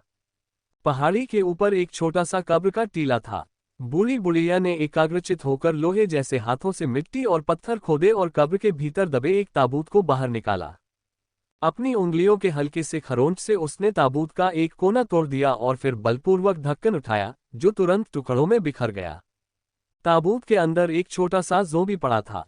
बूढ़ी बुढ़िया ने कांपते हुए उस छोटे से जोबी को अपनी बाहों में ले लिया, मानो वह अपने बच्चे को दिलासा दे रही हो। मेरा बच्चा, मेरा बच्चा। पीले चेहरे वाले युवक ने भौहें चढ़ाईं, क्या ये कोई ज़ॉम्बी है? क्या लाश जलाने वाली टुकड़ी द्वारा आसपास के सभी ज़ॉम्बी जलाए नहीं गए थे? कोई एक कैसे बच निकला? भेड़िए जैसे दांतों वाले आदमी ने चारों ओर देखा और भौहें चढ़ाते हुए कहा, लगता है किसी ने जानबूझकर इस ज़ॉम्बी को यहाँ दफना दिया है। क्या ये ज़ॉम्बी का रिश्तेदार था? इसे यहाँ क्यों दफनाया गया और किस उद्देश्य से? कौन जानता है? ये शव शोधन के उद्देश्य से तो नहीं हो सकता है ना? यह ज़ॉम्बी बहुत छोटा है, इसकी ताकत कमजोर है, इसे परिष्कृत करने से क्या फायदा होगा? चाय पानी देने के लिए। अल्पविराम। हालांकि तलवार बॉक्स एल्डर गंभीर लग रहा था, ये छोटा ज़ॉम्बी लाश शोधन के लिए एक अच्छा नमूना है। इसमें केवल लाश क्यूई है, कोई रक्त क्यूई नहीं, साफ और बेदाग। यह एक अच्छा नमूना क्यों है? एक जैद लाश, क्या? तलवार बॉक्स एल्डर ने आगे नहीं कहा, आप लाशों को परिष्कृत नहीं करते हैं, भले ही मैंने आपको बताया हो, आप समझ नहीं पाएंगे। पीले चेहरे वाला युवक अप्रसन्न दिख रहा था, लेकिन भेड़िए जैसे दांतों वाले आदमी को कुछ एहसास हुआ। अब जब आपने इसका उल्लेख किया है, तो क्या ये बूढ़ी औरत एक लाश की खेती करने वाली हो सकती है? उनमें से वह तलवार बॉक्स एल्डर और पीले चेहरे वाले युवक की उत्पत्ति को जानता था, लेकिन वह इस बूढ़ी औरत से परिचित नहीं था। तलवार बॉक्स एल्डर ने थोड़ा सिर हिलाया, उसका बेटा जल्दी मर गया। अपने बेटे को पुनर्जीवित करने के लिए उसने लाश शोधन सीखा और अपने ही बेटे को ज़ॉम्बी में बदल दिया। लेकिन उसने इसे गलत तरीके से परिष्कृत किया, जिससे एक विशेष प्रकार का ब्लड ज़ॉम्बी बन गया। इसे हर दिन मानव मांस खाने और मानव रक्त पीने की आवश्यकता थी। उसने अपने बेटे का पेट भरने के लिए लोगों की हत्या की। आखिरकार ताओवादी अदालत को यह पता चल गया और उन्होंने उसकी आंखों के सामने उसके रक्त ज़ॉम्बी बेटे को मार डाला। वह पूरी तरह से पागल हो गई और शव साधना के अंधेरे में डूब गई। वर्षों से वह विशेष रूप से विश्वासघाती पुरुषों के साथ साथ ताओवादी दरबार के साधकों का भी शिकार करती है। इसके साथ ही वह बच्चों को ज़ॉम्बी में बदलने की भी इच्छुक है। उसने जिन सभी ज़ॉम्बी को परिष्कृत किया है वे उसके बच्चे हैं। तथापि तलवार बॉक्स एल्डर की निगाहें और अधिक केंद्रित हो गईं, ये छोटा ज़ॉम्बी काफी विशेष हो सकता है। बूढ़ी बुढ़िया ने भी छोटे ज़ॉम्बी को अपनी बाहों में प्यार से पकड़ रखा था, मानो वह अपने ही मांस और हड्डियों को सहला रही हो। पीले चेहरे वाले युवक ने अचानक जीभ चटकाए और आश्चर्य से आवाज लगाई, लगता है इस छोटे से ज़ॉम्बी की छाती पर कोई संरचना है। एक संरचना? भेड़िए जैसे दांतों वाला आदमी थोड़ा चौंका। पीले चेहरे वाले युवक ने उत्सुकता से कहा, यह कोई साधारण संरचना नहीं है। उसने जोर से पुकारा, बूढ़ी बुढ़िया, मुझे उस छोटे ज़ॉम्बी को देखने दो। बूढ़ी बुढ़िया ने ऐसा व्यवहार किया जैसे उसने कुछ सुना ही न हो। पीले चेहरे वाले युवक ने अपना अनुरोध दोहराया, फिर भी बूढ़ी बुढ़िया उदासीन बनी रही। पीले चेहरे वाला युवक क्रोधित हो गया, बूढ़ी डायन, दिखाए गए दयालुता के लिए कृतघ्न। उसने उस बूढ़ी औरत से उस छोटे से ज़ोंबी को छीनने के लिए हाथ बढ़ाया, लेकिन ऐसा लग रहा था कि इस हरकत ने उसकी नाजुक नस को छू लिया है। बूढ़ी बुढ़िया की उपस्थिति अचानक तीव्र हो गई, उसके चेहरे के भाव भयंकर रूप से मुड़ गए, उसकी पुतलियां सीधी हो गईं। जैसे ही वह लाश से तांबे की लाश में तब्दील हुई, उसकी मुरझाई पीली त्वचा का रंग कांसे जैसा हो गया। उसका दाहिना हाथ हवा में तेजी से फैला और एक भयानक झोंके के साथ उसने पीले चेहरे वाले युवक की बांह फाड़ दी। चमकीला लाल रक्त बह रहा था। एक भयावह लाश का जहर अंदर घुस गया। पीले चेहरे वाले युवक का रंग और भी पीला पड़ गया, लेकिन शर्म और गुस्से के कारण उसके गालों पर एक भयानक लालिमा छा गई। औरत, तुम मौत की तलाश में हो। बूढ़ी औरत ने ज़ोंबी बच्चे को कसकर पकड़ लिया और अपने लंबे नुकीले दांत दिखाते हुए पीले युवक पर चिल्लाने लगी। पीले युवक का चेहरा काला पड़ गया और वह आगे बढ़ने ही वाला था कि तलवार बॉक्स एल्डर ने उसे रोक दिया। उसे उकसाओ मत। पीला युवक तलवार बॉक्स एल्डर के प्रति थोड़ी सतर्कता बरत रहा था और एक ठंडी खर्राट के साथ उसने अपनी आभा को नियंत्रित किया। बूढ़ी बुढ़िया ने अपने शव रूप को त्याग दिया और एक सामान्य वृद्ध महिला में बदल गई। बच्चे को अपनी छाती से पकड़े हुए उसकी अभिव्यक्ति शांत और स्थिर थी। तलवार बॉक्स एल्डर ने आसमान की ओर देखा और फिर कहा, देर हो रही है, अब निकलने का समय हो गया है। उसने अपना सिर घुमाया, अन्य कुछ लोगों की ओर देखा। उसकी अभिव्यक्ति उदासीन थी, लेकिन उसका स्वर गंभीर था जब उसने कहा, हम वही करते हैं जो हमें करना चाहिए, बाकी की चिंता नहीं करते। बुजुर्ग ने अपनी पीठ पर तलवार का बक्सा ठीक किया। तलवार का बक्सा थोड़ा कांप उठा और उसमें से रक्तपिपासु तड़प निकल रही थी।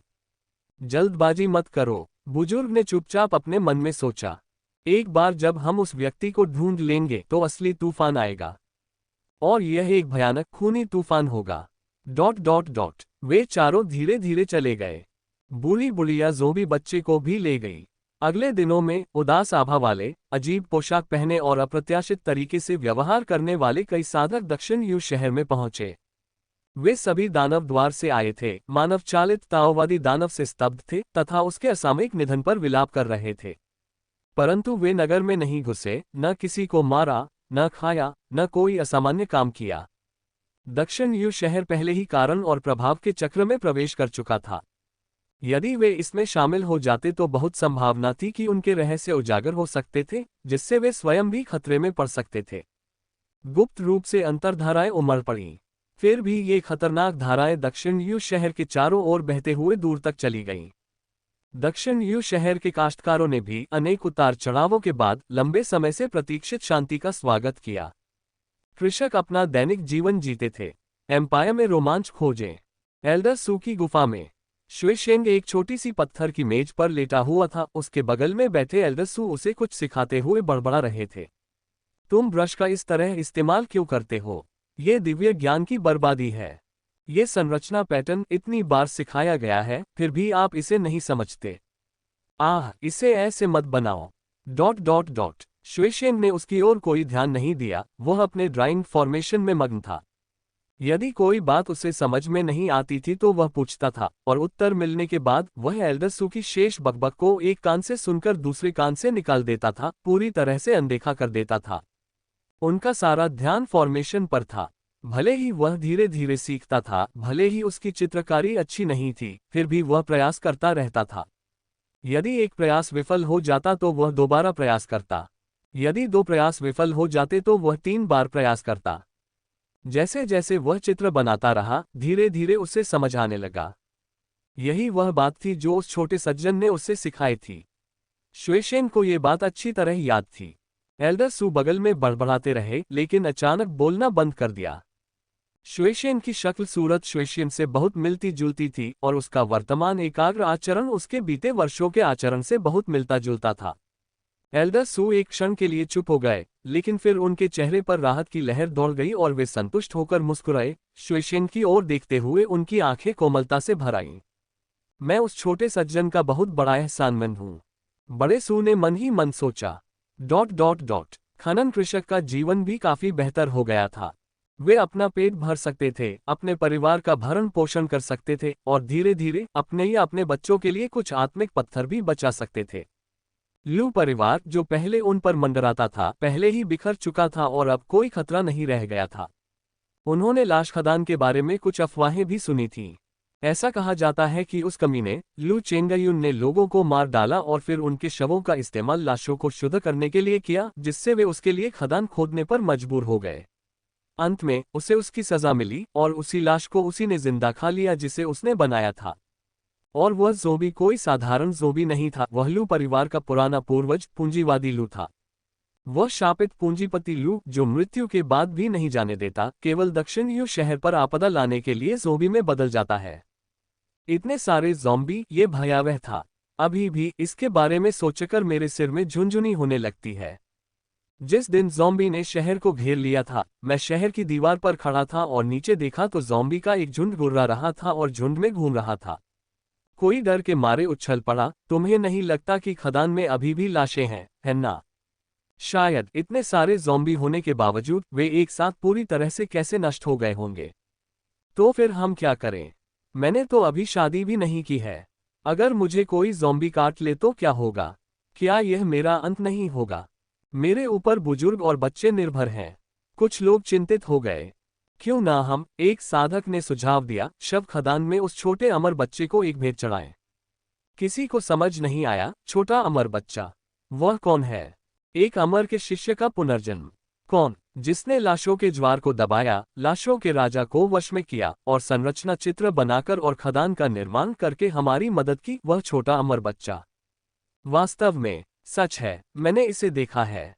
तुमने इसे देखा है? हम। खनन कृषक ने सिर हिलाया। 3 सिर और 6 भुजाओं वाला ये छोटा अमर बालक, जो ब्लेड और भालों से अप्रभावित था, उसने एक ही मुक्का मारकर लाश राजा को गिरा दिया। तुम क्या बकवास कर रहे हो? ठीक है, ऐसा कौन दिखता है? बिल्कुल, वह छोटा अमर बच्चा सचमुच बहुत सुंदर था, बहुत गोरा और कोमल, चमकती आंखों और मनमोहक मुस्कान वाला। तुम भी बकवास कर रहे हो। इतना युवा साधक लाश राजा को कैसे हरा सकता है? आपने इसे देखा था? बेशक, मैंने उस दिन शहर की दीवार पर लाशों की बाढ़ के बीच इस छोटे से अमर बच्चे को देखा था, जो 9 फुट लंबा, चौड़े कंधों और चौड़ी कमर वाला था और जिसकी ताकत असीम थी। उसके घूंसे हवा का झोंका पैदा करते थे। हजारों ज़ॉम्बी उसके पास भी नहीं पहुंच सकते थे। आप एक शक्तिशाली व्यक्ति की बात कर रहे हैं, न कि किसी अमर बालक की। बिल्कुल, कम से कम अपनी लंबी कहानियों को विश्वसनीय तो बनाओ। ... चर्चाएं विविध थीं, लेकिन अंत में कोई आम सहमति नहीं बन सकी। अंततः एक वृद्ध खनन कृषक ने घोषणा की, चूंकि यह एक अमर बच्चा है, इसलिए इसकी उम्र ज्यादा नहीं हो सकती। चूंकि हमें नहीं पता कि यह कैसा दिखता है, इसलिए हम इसका विस्तृत चित्रण नहीं करेंगे। चलो बस स्याही से एक छायाचित्र बनाते हैं। चूंकि उसने लाशों की लहर को दबा दिया था, इससे पता चलता है कि ज़ॉम्बी उससे जरूर डरेंगे। खदान में इस छोटे अमर बच्चे का चित्र लटकाकर हम बुरी आत्माओं का दमन कर सकते हैं। ज़ॉम्बी अब और परेशानी पैदा करने की हिम्मत नहीं कर पाएंगे। अपनी बात खत्म करने से पहले उन्होंने आह भरी, इस छोटे से सज्जन ने हमारी बहुत मदद की है। हम खनन साधकों के लिए वे एक रक्षक रहे हैं। भले ही वे ज़ॉम्बी को दबा न सकें, हमें उनके आगे नतमस्तक होना चाहिए और उनके ताव साधना पथ पर उनके सुचारू रूप से चलने, एक सफल साधना यात्रा, स्वर्ग और पृथ्वी तक जीवित रहने और सभी जीवित प्राणियों का कल्याण करने की कामना करनी चाहिए। ये सही है। खनन कृषकों ने सहमति में सिर हिलाया। उन्होंने किसी व्यक्ति को अमर बालक के कई स्याही चित्र बनाने का काम सौंपा और उन्हें खदानों के चारों ओर लटका दिया। तब से दक्षिण यू शहर में खदान में प्रवेश करने से पहले खनन कृषक अमर बच्चे की पेंटिंग के सामने झुकते थे। पेंटिंग पर एक छोटी सी स्याही की आकृति बनी हुई थी। स्पष्ट काले और सफेद रंग के विपरीत आभा रहस्यमय और गहन थी। अमर बालक के चित्र की पूजा करने से बुरी आत्माएं दूर हो सकती हैं और ज़ॉम्बी समस्याएं खत्म हो सकती हैं। उन्होंने अपनी सुरक्षा के लिए प्रार्थना की और अपने दिल में महुआ की सुरक्षा की भी कामना की। ऐसे स्थान पर जहां ऐसे ताओवादी राक्षस पैदा होते थे, साधकों ने धूप बत्ती चढ़ाई और उनकी इच्छाएं रहस्यमय तरीके से महुआ के भाग्य के कर्म में मिलकर एक प्रतिसंतुलन का निर्माण करती थीं। लेकिन महुआ को इस बारे में कुछ भी पता नहीं था। कई 100 मील दूर एक पहाड़ी रास्ते पर महुआ बिग व्हाइट पर सवार होकर धुंधले बादलों से घिरे पर्वतीय परिदृश्य को निहारते हुए फाउंडेशन एस्टेब्लिशमेंट की ओर जाने वाले मार्ग पर चल पड़ा। दक्षिण यू शहर के दक्षिण में द्वितीय श्रेणी सी जल राज्य सीमा पर। सी जल शुरू से अंत तक फैला हुआ है तथा भूमि की सीमाओं को जोड़ता है। घुमावदार नदी अपने रास्ते पर दूर तक कलकल करती हुई बहती है। मुंह हुआ फॉर्मेशन पेंटिंग्स बनाते बनाते थक गया था। उसने पर्दा खोला और बाहर हरे भरे पहाड़ों और साफ पानी को देखा। उसके सामने एक विशाल और धुंधला दृश्य फैला हुआ था। वह तरोताजा और उत्साहित महसूस कर रहा था। कुछ देर तक देखने के बाद उसने अपनी नजरें हटा लीं और वापस गाड़ी में बैठ गया। गाड़ी के बाहर बूढ़ा कोई पाइन नट्स तोड़ रहा था और गाड़ी चलाते हुए उनकी कुरकुरी आवाज सुन रहा था। अंदर बाई जिशिंग ध्यान और साधना कर रहे थे। बाई जिक्सी चुपचाप पढ़ रही थी। श्री जुआंग एक कंबल पर टिके हुए, आंखें बंद किए हुए, एक सुंदर और आरामदायक मुद्रा में आराम कर रहे थे। हालांकि उसकी सांसें और भी कमजोर हो गई थीं। मुंह हुआ ने चिंता से भरकर अपनी भौहें सिकोड़ लीं। दक्षिण यूएस शहर छोड़ने के बाद से श्री जुआंग का स्वास्थ्य दिन ब दिन गिरता जा रहा था।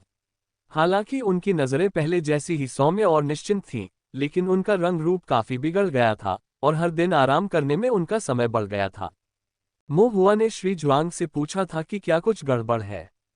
श्री जुआंग ने केवल मुंह हुआ के सिर पर थपथपाया और मुस्कुराते हुए कहा कि वह ठीक है और चिंता करने की कोई जरूरत नहीं है। लेकिन उसकी सांसें बिल्कुल ठीक नहीं लग रही थीं। मुंह हुआ केवल अंदर ही अंदर आह भर सका। ये भीड़ों का समय था, दोपहर बीत चुकी थी और तेज धूप के कारण एक प्रकार की सुस्ती आ गई थी। मुंह हुआ ने एक बर्तन में चाय बनाई। चाय की पत्तियां एल्डरसू की ओर से एक उपहार थीं, जो ताज़ा और कोमल थी और जिसका स्वाद भी लाजवाब था। मुंह हुआ ने इसमें कुछ स्पिरिट ग्रास, जिनसेंग और जैड खजूर मिलाए, जो साधक के रक्त क्यूई को नियंत्रित कर सकते थे और मेरिडियन को पोषण दे सकते थे। बस एक महीने में नए बाल, कोई केमिकल नहीं, बिल्कुल सही नेचुरल उपाय। Alpha hair oil. यद्यपि इससे श्री जुआंग को बहुत अधिक लाभ नहीं हुआ होगा, फिर भी यह एक दयालुतापूर्ण कार्य था। जब चाय तैयार हो गई तो भाप उठने लगी और हवा में सुगंध फैल गई। मुंह हुआ ने सबसे पहले श्री जुआंग के लिए एक एक कप पानी डाला, फिर छोटे भाई और छोटी बहन के लिए एक एक कप पानी डाला। तभी उसने अपने लिए एक कप पानी डाला और उसे थोड़ा थोड़ा करके पीने लगा। दोपहर के बाद नींद और प्यास से व्याकुल बाई जिशिंग ने अपना प्याला एक ही घूंट में पी लिया, मानो वह चपरासी का फूल खा रहा हो। मुंह हुआ की तरह बाई जिक्सी का व्यवहार भी सुंदर था। वह अपने लाल होठों को थोड़ा सा खोलकर नाजुक घूंट भर रही थी और धीरे धीरे चाय का स्वाद ले रही थी। चाय की खुशबू से मोहित मिस्टर जुआंग ने भी धीरे से अपनी आंखें खोली। एक हल्की सी मुस्कान के साथ उन्होंने कप उठाया और चाय पी ली। उनकी आंखें चमक उठीं और वे थोड़ा तरोताजा लग रहे थे। मुंह हुआ ने मिस्टर जुआंग के लिए एक और कप भरा, फिर बाहर के दृश्य को देखने के लिए मुड़ी और अचानक पूछा, गुरुजी, हम वास्तव में कहाँ जा रहे हैं? ये सुनकर बाई जिशिंग और बाई जिक्सी ने अपना पीना रोक दिया और श्री जुआंग की ओर देखने लगे। तीन जोड़ी चमकदार आंखें देखकर श्री जुआंग को राहत महसूस हुई। उन्होंने एक पल सोचा और फिर जवाब दिया, दक्षिण की ओर, दाली माउंटेन राज्य की सीमा तक। दाली पर्वत। मुंह हुआ ने आगे पूछने से पहले खुद से कहा, अगर हम वहां जाते हैं तो क्या मैं फाउंडेशन स्थापना हासिल कर पाऊंगा? श्री जुआंग ने थोड़ा सिर हिलाया। जब आपकी साधना क्यूई शोधन की 9 परत पूर्णता तक पहुंच जाती है और आपकी दिव्य भावना में 14 धारियां हो जाती हैं, तो आप आधार स्थापना कर सकते हैं। खेती एक नहर में बहते पानी की तरह है, व्यवस्थित रूप से आगे बढ़ें, अत्यधिक जल्दबाजी करने की आवश्यकता नहीं है। लेकिन दिव्य ज्ञान को 14 पट्टियों तक ले जाना आसान नहीं है। श्री जुआंग ने अपने दिल में धीरे से आह भरी। ये सिर्फ कठिन ही नहीं है, क्यूई शोधन साधक के लिए यह अत्यंत कठिन है। यहाँ तक कि ताओ साधना सिद्धांतों में विलक्षण साधकों के अभिलेखों में भी क्यूई शोधन के दौरान 14 पट्टियों की दिव्य अनुभूति का उल्लेख नहीं मिलता। श्री जुआंग ने मुंह हुआ की ओर देखा, उनके विचार मंथन कर रहे थे। अभी भी फाउंडेशन की स्थापना में व्यस्त मुंह हुआ ने पूछा, तो फिर गुरुदेव, यदि हम दाली पर्वत राज्य सीमा तक पहुंच जाएं, तो क्या मेरी दिव्य इंद्रिय 14 पट्टियों तक पहुंच जाएगी? केवल यही कहा जा सकता है कि यह अवसर मौजूद है। श्री जुआंग ने बहुत स्पष्ट रूप से नहीं बताया। मुंह हुआ की आंखें चमक उठीं, तो क्या दाली माउंटेन राज्य सीमा पर द्वितीय श्रेणी 13 पट्टियों का एक अंतिम स्वरूप है? श्री जुआंग ने पहले जो कहा था उसके अनुसार परम संरचनाओं का अध्ययन करके और उनका अभ्यास करके दिव्य भावना को मजबूत किया जा सकता है। निर्माण जितना अधिक जटिल होगा, उतनी ही अधिक प्रबल दिव्य भावना की आवश्यकता होगी, तथा चेतना सागर का प्रशिक्षण जितना अधिक गहन होगा, दिव्य भावना का विकास उतनी ही तेजी से होगा। अब मुंह हुआ कि दिव्य अनुभूति 13 धारियों के शिखर पर पहुंच गई थी। माय वर्चुअल लाइब्रेरी एम्पायर पर विशेष कहानियां पाएं। यद्यपि वह प्रतिदिन मोटी पृथ्वी संरचना और आध्यात्मिक धुरी संरचना का अभ्यास करता था, लेकिन जैसे जैसे वह इन संरचनाओं में अधिक कुशल होता गया, उसकी दिव्य अनुभूति धीमी होती गई। अब अध्ययन के लिए 13 धारी संरचनाओं को खोजने का समय आ गया था। श्री जुआंग ने सिर हिलाकर कहा, सही। ऐसा लग रहा था कि मालिक के पास शुरू से ही कोई योजना थी। मो हुआ की आंखें जिज्ञासा से चमक रही थी जब उसने पूछा, मधुमेह हमेशा के लिए खत्म हो जाएगा? सोने से पहले करें ये काम। People suffering from knee pain should read this. Guruji, दाली पर्वत पर यह किस प्रकार का परम स्वरूप है? श्री जुआंग ने अपना सिर हिलाया, सिर्फ एक नहीं। मो हुआ आश्चर्यचकित रह गया। श्री जुआंग एक क्षण के लिए रुके, उनके होठों पर एक हल्की सी मुस्कान थी। ये 5 हैं। मो हुआ का दिल धड़क उठा और बोला, उनमें से 5? मो हुआ ने आश्चर्य से अपना मुंह खोला, फिर श्री जुआंग की ओर देखा, हैरान। उनमें से 5? क्या यह उन्हें गोभी की तरह सामान्य नहीं बनाता? परम संरचनाएं होने के कारण वे दुर्लभ होनी चाहिए। अचानक उनमें से 5 कैसे हो गए? श्री जुआंग ने हल्के से मुस्कुराते हुए कहा, आप क्यों नहीं बता सकते कि क्यों? मो हुआ ने पलकें झपकाईं, अपनी ठुड्डी को हाथ से सहारा दिया और कुछ देर सोचने के बाद झिझकते हुए कहा, 5? क्या इसका 5 तत्वों से कुछ संबंध है? श्री जुआंग ने सहमति में सिर हिलाया, बिल्कुल। उनका स्वर थोड़ा उदास था। ये 5 तत्वों की परम संरचनाओं का एक समूह है। धातु, लकड़ी, जल, अग्नि, पृथ्वी, प्रत्येक तत्व के लिए एक लेकिन मूलभूत सिद्धांत समान है। इसलिए सभी 5 को एक ही समूह माना जाता है। मो हुआ ने बिल्ली के बच्चे की खरोंच की तरह जिज्ञासा की खुजली महसूस करते हुए सुना। वह ये जानने के लिए उत्सुक थे कि ये संरचनाएं कैसी थीं, उनके संरचना पैटर्न कैसे दिखते थे, संरचना धुरी की संरचना क्या थी, तथा एक बार उन पर महारत हासिल करने के बाद उनका क्या प्रभाव होगा। लेकिन उन्हें अभी भी एक बड़ा संदेह था। मालिक, मो हुआ ने झिझकते हुए पूछा, भले ही मैं द्वितीय श्रेणी 13 धारी संरचना में महारत हासिल कर लूं और हर दिन अभ्यास करूं, फिर भी मेरी दिव्य भावना 14 धारियों तक पहुंचने और नींव स्थापना के मध्य चरण को प्राप्त करने के लिए बाधा को तोड़ नहीं पाएगी, है ना? उसे हाल ही में इसका एहसास हुआ था। जितना अधिक व्यक्ति आगे बढ़ता है, दिव्य अनुभूति उतनी ही धीमी और कठिन होती जाती है। वह अब 13 पट्टियों के शिखर पर था, लेकिन 14 से उसका अंतर बस एक कतरा ही दूर लग रहा था।